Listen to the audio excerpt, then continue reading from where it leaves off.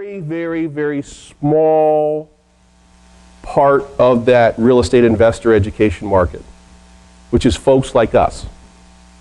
Folks who actually do it day in, day out, and are willing to share and teach. And the reason why that is because that is what we decided to do a long time ago. A small group of investors who came together and said, you know what, this thing is really hard because half the people we talk to we know are blowing smoke, and the other people that we talk to who we know what they're doing won't tell us what they're doing. And we said that's got to change. And so a little band of us, 4 of us, got together back in 2001 at the Comfort Inn in Bowie and said, we're going to help each other out to be successful. And when we do something that is successful, we're going to share it with the rest of the group. And after a short little time, the word got out that we were meeting. Next thing we know, there's like 15 of us showing up at the Comfort Inn. Folks at the Comfort Inn saying, no. Y'all can't be in here mooching off the coffee, eating the free Danish. If you want to have a meeting, go over there and see the lady on Monday morning, get yourself a meeting room. So we met with the lady and she told us how much it was going to cost to get a meeting room, and so we said, okay, let's go find another place. And we wound up over the Bowie Library. And we were at the Bowie Library for 6 years. And we went from about 12 people to well over 200 people. And then the librarian would show up and say, excuse me, but you can't have people spilling out in the hall like this. Either tell half the people to go home. We're like, we're not going to do that. I didn't say it that way, but I'm like, what? So she said, either tell half the people go, or you're going to have to find a new place to meet.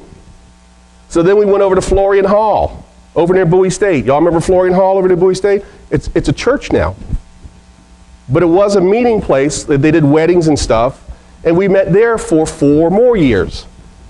And then one day we had a meeting, and we had 650 people.